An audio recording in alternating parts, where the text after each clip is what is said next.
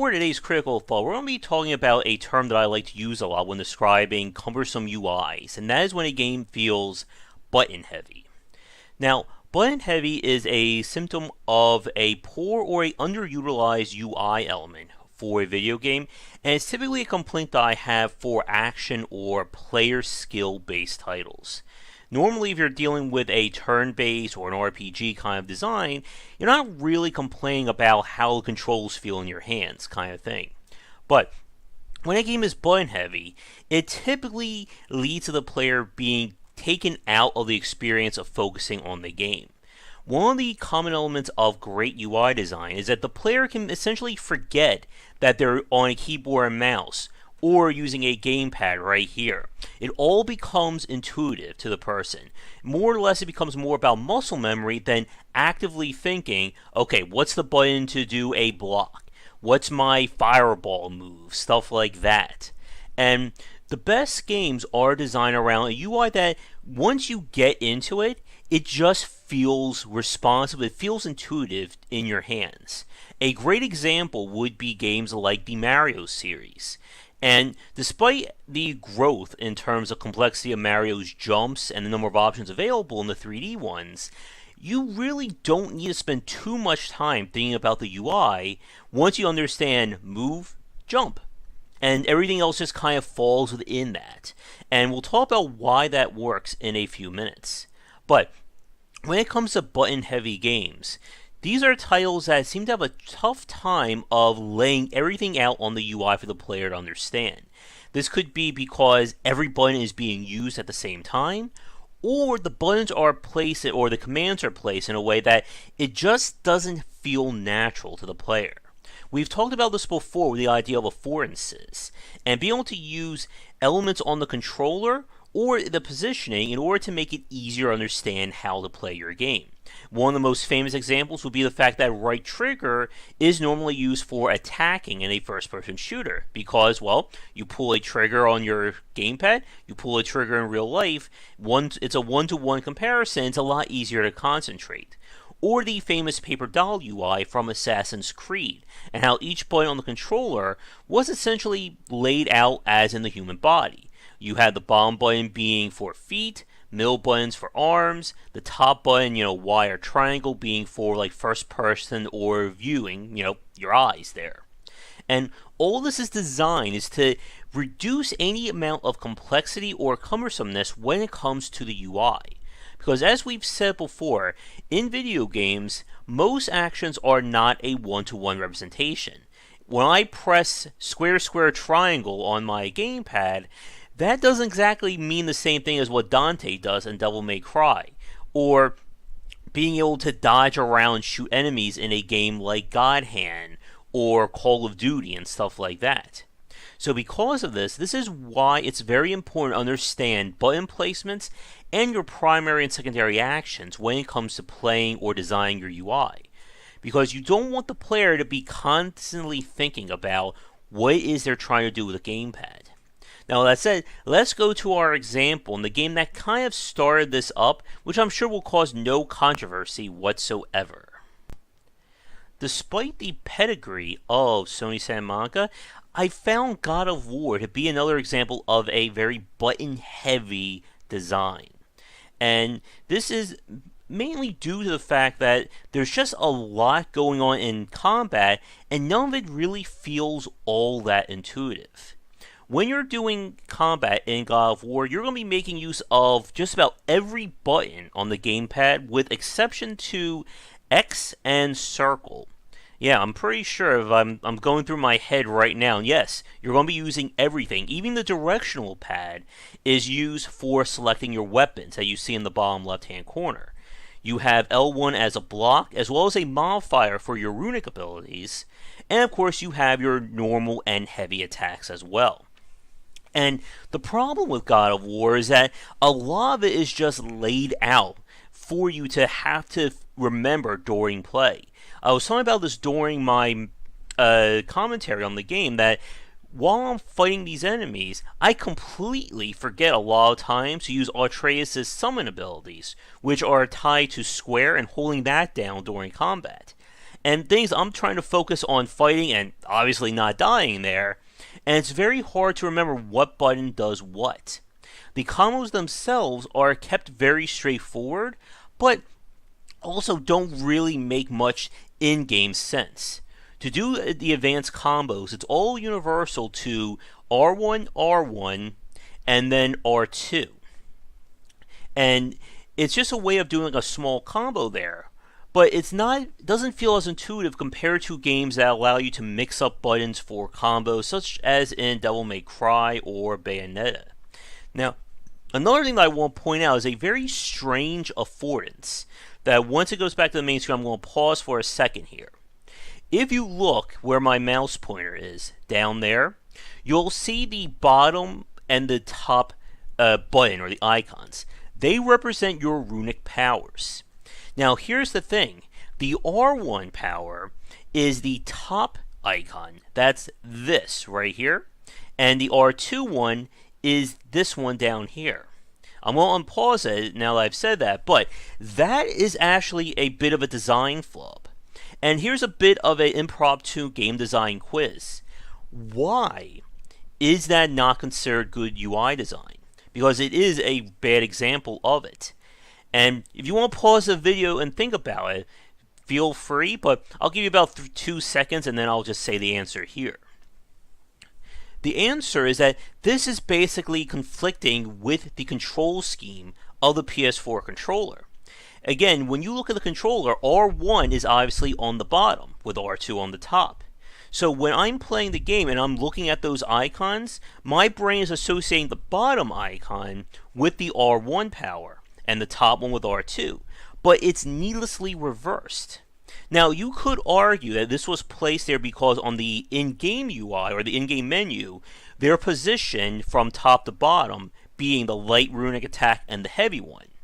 But when you're in the middle of combat, and your focus is more on fighting enemies, and I'm about to die probably 10 times in this part here, oh, there we go, then you're not thinking about those UI elements.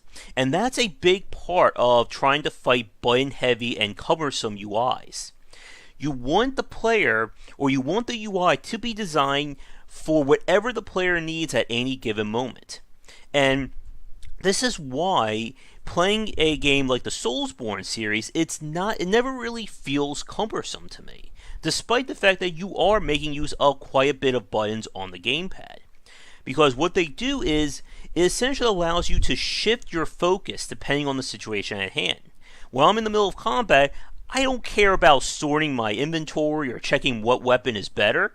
I just want to have a weapon queued up, have my attacks ready, Estus, and I'm good to go. While I'm in combat, I only have a few of those buttons on the gamepad to really make use of. And it all feels kind of intuitive. R1's my right hand, L1's my left hand. And now imagine for a second if From Software reversed those buttons. R1's your left hand, L1's your right. That would be another example of the UI conflicting with the affordances of what the gamepad is. And again, whenever the player has to actively start thinking about the controller in their hands or the buttons they're pressing, that is when a game starts to feel button heavy. Now, this is also, as a somewhat of a tangent, why I have so much trouble getting into fighting games. Because I have no association to the fighting genre at all. So all of it is basically just trying to essentially learn a new language without anyone helping you. So I have a horrible memory when it comes to button combinations because there's just no real affordance for me in terms of what the buttons and the moves correspond to. So when I read square, square, triangle, triangle, circle, circle, back, circle, square, I have no idea what the hell I'm looking at. And for people who do learn fighting games, that issue goes away. When you're watching Grandmaster play at EVO, you know that those players aren't consciously thinking, okay, what was the combination I'm going to use here? What button do I do to activate my V trigger? No, it all becomes muscle memory. They probably don't even think about the controller when they're in the middle of a match. And that is a big point. You know you have a great UI for your game when it just disappears, when the gamepad or the keyboard and mouse are no longer being fought by the player. However, to get to that point, and this will be our last section for this video, is another story. UI design is not universal, at least when it comes across genres. When we talk about games of similar genres, such as all the action games, FPSs, you can certainly make use of affordances from other games in that genre. But trying to figure out a good UI for an action game is not going to be the same UI for an ARPG or a real-time strategy game. And it really comes down to playtesting. And again, understanding what the player is focusing on at any given time and making sure that the UI is set up to accommodate that. I shouldn't have to be thinking about my UI for sorting goods if I'm in the middle of a high combat zone. Likewise, I shouldn't be thinking about my light and heavy attacks when I'm trying to sort my inventory.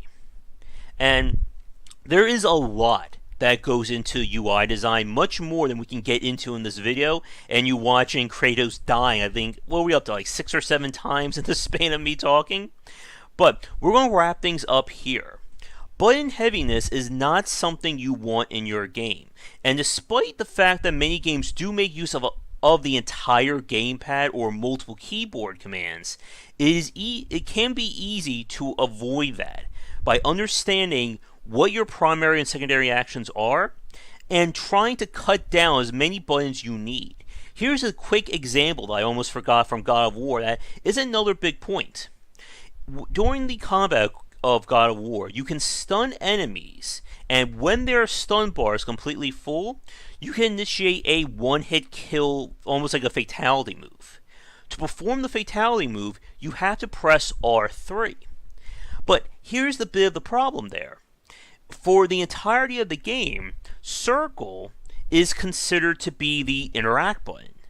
And it would have made more sense and take away an additional button for the player to remember simply to use circle when the player is near an enemy who can be fatalityed.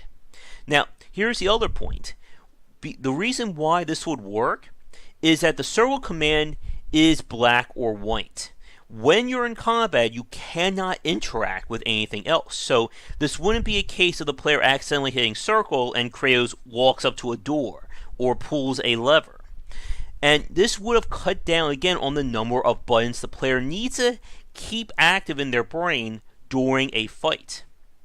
And again, the ultimate challenge of UI design is that it's always about little things that you can do. No UI is going to be perfect the second you build it for your game. It's going to take refinement and iteration to get to that point. And to do that, you're going to need to have playtesters. Because it may feel right in your hands or your most hardcore fans, but that doesn't mean anything when people brand new are trying to figure things out. So to wrap things up for today, can you think of examples of games that felt cumbersome or button heavy for you? Let me know in the comments below, and thank you so much for watching. Check back for daily discussions on game design here and on Game Wisdom, where we examine the art and science of games. Until next time, take care. Before we get to the credits, just a quick shout out to the supporters over on patreon.com/GWBycer. Thank you so much for watching this video. If you enjoyed it, be sure to check back for our regular streaming, most nights at 9:30, 10 EST, and you'll find a schedule linked down below. For a collection of my writings as well as audio casts on design, you'll find that at game-wisdom.com. Be sure to follow me on Twitter at GWBycer. If you're interested in hanging out and talking about game design topics, we have a Discord channel with the basic tier open to everybody, and that is linked down below as well. If you'd like to support us on Patreon, it is at patreon.com/GWBycer. Your support can help to keep things going and growing, and you can earn rewards such as ad-free versions of our talks, votings for our specific Let's Plays and grab bag streams, and more. But that's it for now. Thanks again for watching. I hope you come back for more great discussions on design here and on GameWisdom.com, where we examine the art and science of games.